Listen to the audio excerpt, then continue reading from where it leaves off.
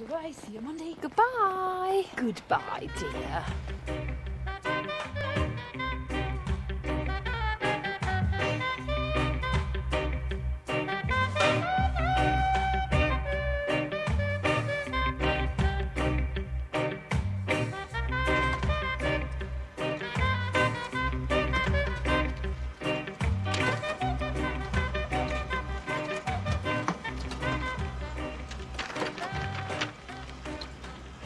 The photocopier has become an indispensable part of any modern office. Every bit of paper that goes in and out of an office gets copied, usually more than once.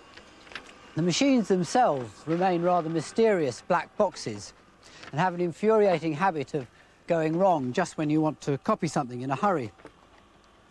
In this programme, Rex and I are going to try and demystify these ingenious but often infuriating machines. Before the photocopier was invented, there were many different methods of copying documents available, but they were all slow and inconvenient. Thermal machines from the 50s involved a complicated sequence of intermediate stages and only produced the final copies on special chemical paper. The most common way of making multiple copies was the duplicator, but the original had to be specially typed on a wax stencil. The typing perforated the wax, allowing the ink through onto the copies. The Victorians invented the copybook. The page was damped, so it absorbed some of the ink from the original when pressed against it. Copybooks were still used for legal documents till the 1950s. But even before the copybook, a chemical process had been invented for copying engineering drawings. A mixture of these two chemicals is first spread on a bit of paper.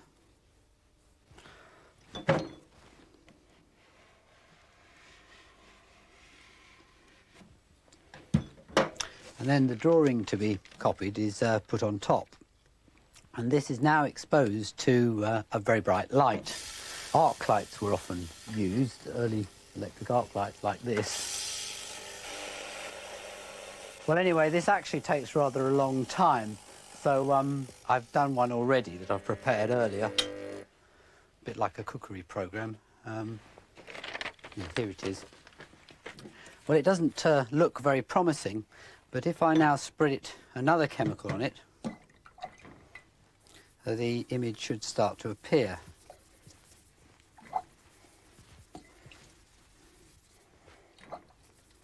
And then just have to wash the chemicals all off now.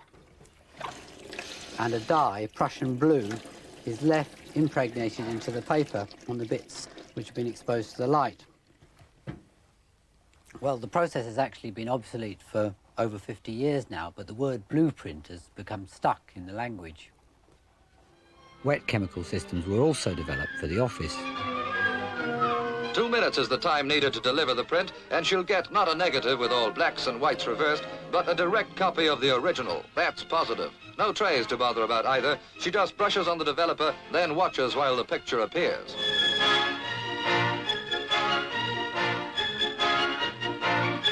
Fixed in much the same way, the copy is now squeezed dry. It's just too bad that the outfit doesn't include properly watermarked paper for copying banknotes.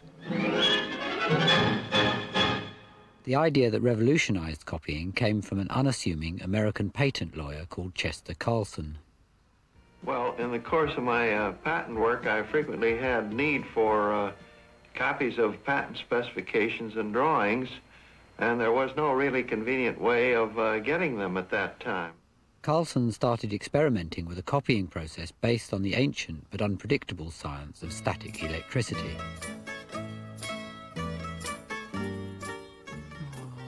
Zeus, the lamp is dustios. Boys! Yes, master. Yes, Polish well the lamps. Rub harder, Ajax. The ancient Greeks first noticed static electricity when they observed that lamps made of amber attracted dust after being rubbed. Preposterous! The lamp is dustios. But we... Get outside while I administer the usual.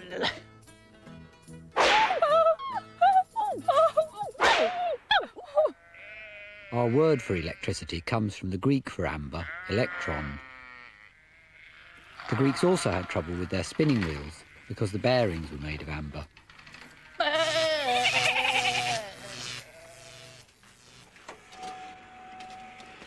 modern plastics like nylon carpets and synthetic shoe soles work much better than amber. I'm now charging myself up, and it's called static electricity because the electricity is literally static. It's trapped inside me, and I'll stay charged up until I discharge myself by holding my finger near something that's earth. I might be able to make a tiny spark and give myself a tiny electric shock with this. No, nothing. The static electricity experiments only really work when the air is very dry, and in any case they seem to be incredibly unpredictable. I hope these work better. If I charge up this bit of plastic, I should be able to make some bits of tinfoil dance around. Oh yes, that's not working too badly. Static electricity can also make dust fly up and stick to things. Pour some dust on there. Yes. It's this effect of attracting small particles that's used in the photocopier. Carlson did his early experiments in his kitchen.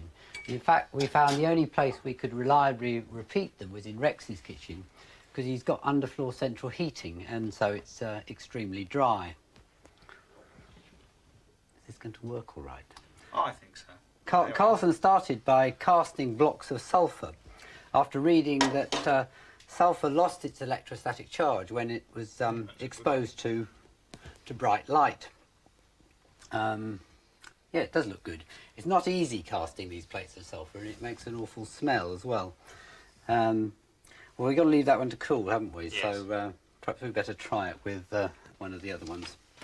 What Carlson did was to charge the plates up by rubbing them. Rub too hard.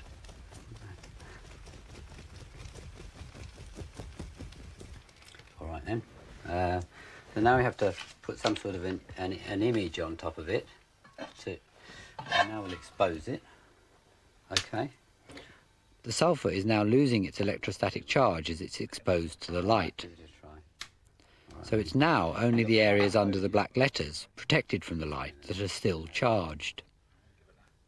If a fine powder is now dusted over the surface, Carlson used lycopodium, it will be attracted only to the charged parts, revealing the image. There's an A. Oh yes, it's coming out quite well. It's a miracle. Although our result isn't very impressive, Carlson himself didn't do much better.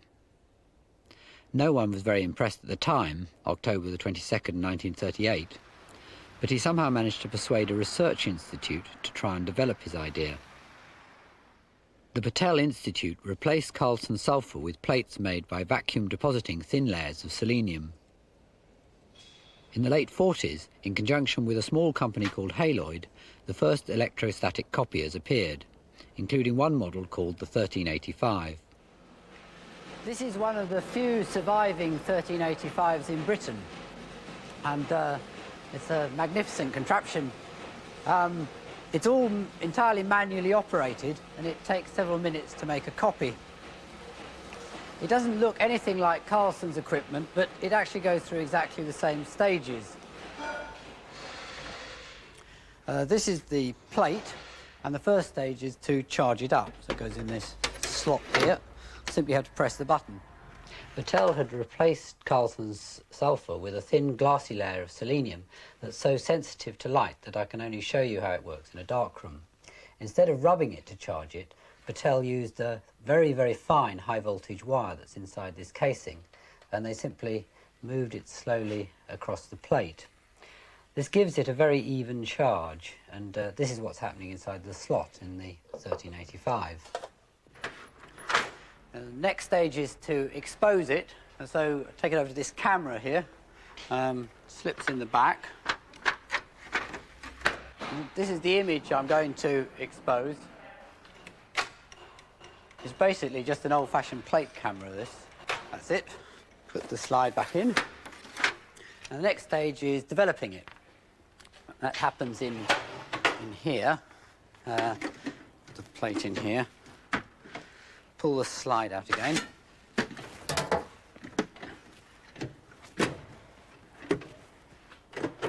This reminds me of some sort of magician's cabinet.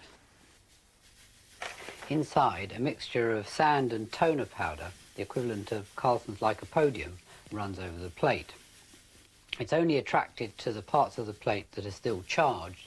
That's the dark parts of the image. And we should now be left with an image on the plate. Yes. We're having a lot of trouble getting it as good as that.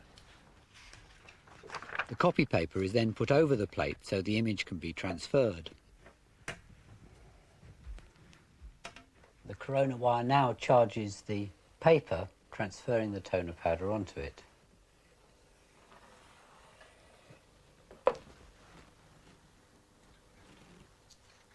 Finally, the toner powder on the copy has to be heated to fix it. Probably about done now. Yes, that's fixed. And that's the final copy. Well, this process is obviously rather impractical for an office, but it found one specialist use for printers, for making short-run printing plates. That's why I'm in a printer's now. I'm going to go away to try and print it. Here's the plate. The 1385 already embodied the same basic technology as today's copiers, but it still wasn't the machine of Carlson's dreams. Idea of developing an office copier, which had never been done before, and I thought of a machine that could be set on a desk in an office to which one could bring an original to be copied and put it in the machine and push a button and get a copy out. His dream finally came true in 1959. The Haloid company had changed its name to Xerox and introduced the Model 914. I can't type. I don't take dictation. I won't sharpen pencils. I can't file. My boss calls me indispensable. Miss Jones, Just a minute. will you make a copy of this? Naturally. I pushed the button on the Xerox 914.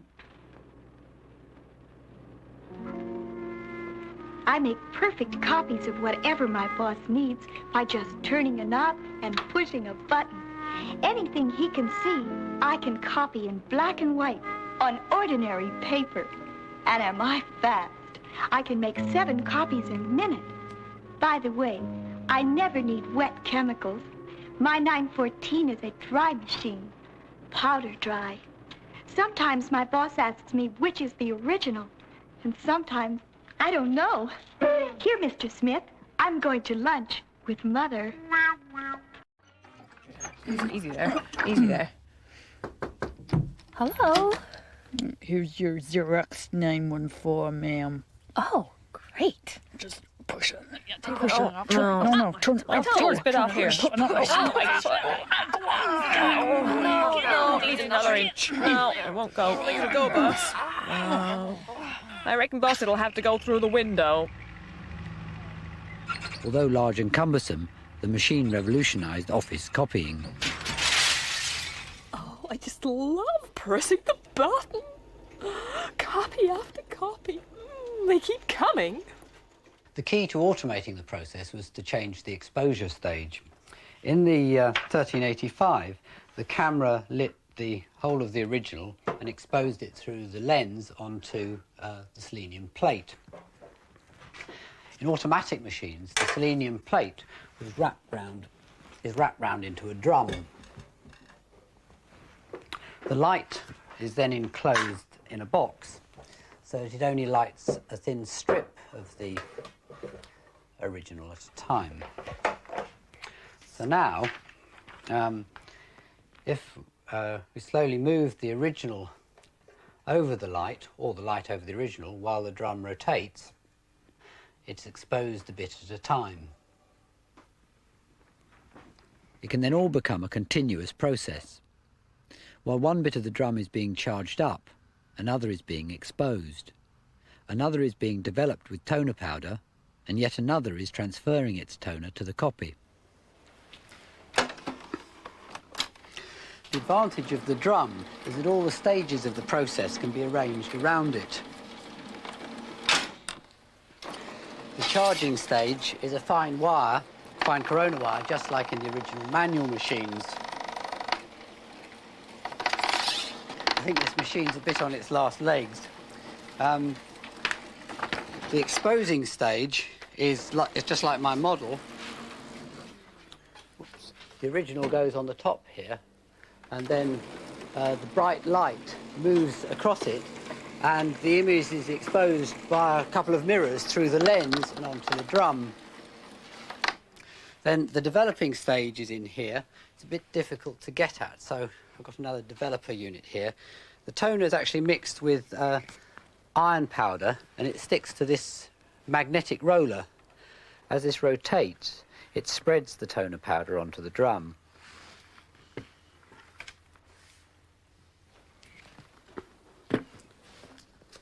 The copy paper comes along the bottom of the machine, comes in through this end, along here, and there's another corona wire in the bottom here that attracts the toner from the drum onto the copy. Of course, when it first gets transferred onto the copy, it's still just a powder, but the toner is mixed with a plastic that melts at quite a low temperature when it's heated up a bit.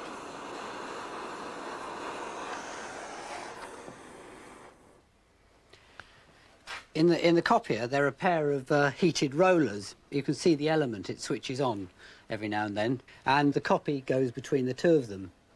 This is what you have to wait for to warm up when you first switch the machine on. In the back, there's a mass of machinery, gears and cogs and things, both to pull the light across the original and to pull the copy paper through the machine. But despite all this complexity, copiers have progressively got cheaper and cheaper and smaller and smaller.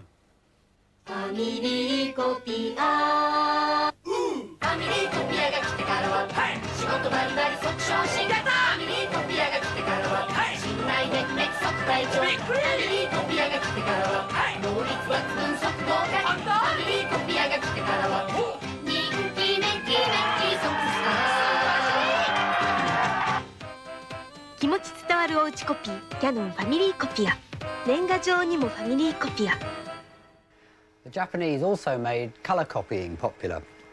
The machine is extremely complicated, but the basic idea is really quite simple. At the back, there are 4 magnetic rollers with different colour toner on. This is the magenta, cyan blue, yellow, and black, the same colours as in colour printing. And the bit of paper just goes through the machine 4 times, once for each colour. You should be able to see the different colours appearing on the drum, one after another, by looking in here. First it's exposed through a magenta filter and deposits the magenta toner, then the blue, then the yellow, and finally the black before it comes out the slot at the end of the machine. For photographic reproduction, the toner powder is much finer than in an ordinary copier, enabling subtle gradations in each colour. The fixing stage melts the 4 layers of toner powder together, creating the final true colours.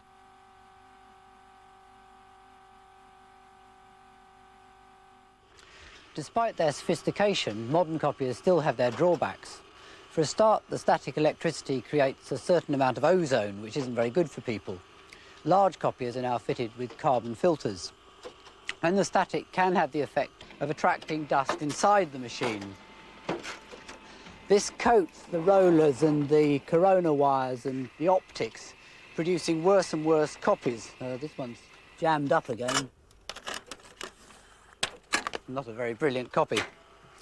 The static also attracts the toner powder, which is terribly messy stuff, deliberately designed to melt and congeal on everything it touches. This is basically what makes copiers still so heavily dependent on regular maintenance and servicing. Small copiers are now often made with disposable cartridges. These not only contain the toner, they contain everything, including the drum. And the idea is that when the toner runs out, it all gets replaced before it has a chance to get dirty. Then there are problems with the paper. Paper tends to shrink as it dries out, just like wood. And often inside the machine it distorts and jams up. And even without shrinkage, it's impossible to design a paper handling system that's totally reliable. The best that manufacturers can do is to make the machines quite easy to rescue the mess. But with all these problems, it's really a miracle that copiers work at all. It's partly because of their temperamental quality that copiers are so often the focal point of the office. Oops. I've got 1,000,001 things to write today. Oh, it's up to its tricks again. Polly, can you sort this out for me? I need 50 copies. Oh, I hate this machine. It's always going wrong. Oh, Brian, get lost. Oh, I see Jones's promotion isn't on the cards. What's up, Paul? I can't get it to work, Terry. What's wrong? Oh, it needs paper. Oh no, the paper's jammed. Oh, I think it needs toner. It needs an expert.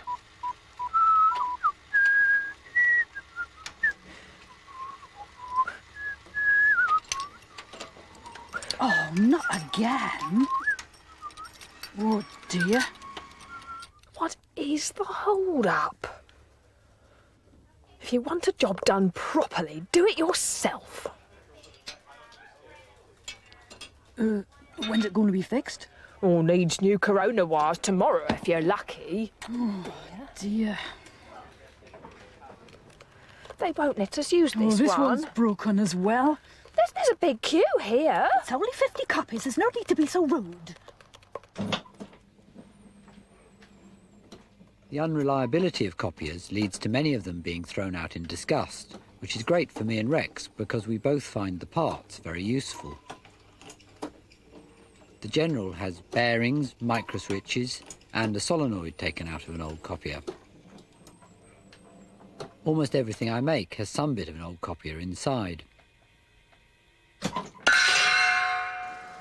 Rex recently used the high-voltage supply from a copier in an enormous static electricity machine. This weird-looking contraption behind me is a Van de Graaff generator. I built it to explain the principles of electrostatics.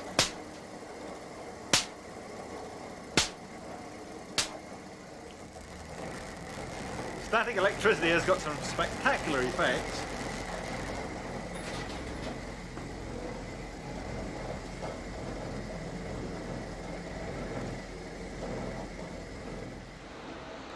Ten years ago, there were a lot of predictions about the paperless office. Computer memories were going to completely replace files of paper, and there'd never be any need to print anything out or copy anything. This doesn't seem to have happened, though. More and more copiers get sold every year, and more paper gets used making copies. This isn't very ecologically sound, although at least some paper like this is now recycled. However, I find copiers much the most useful of all office machines, and I'd be very sad to be without one. Whoops.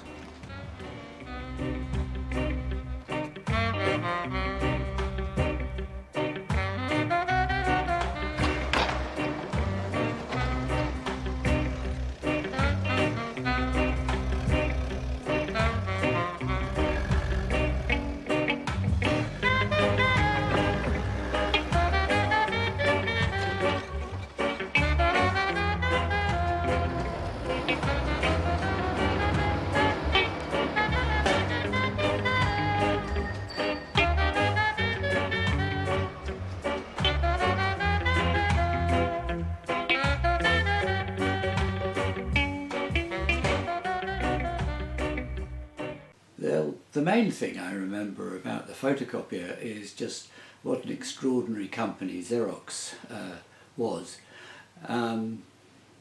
They made so much money out of the photocopier. they charged by the copy. You didn't buy the machine. And when their machines took off, they had no competition. And so they were the sort of Amazon of the age, if you like.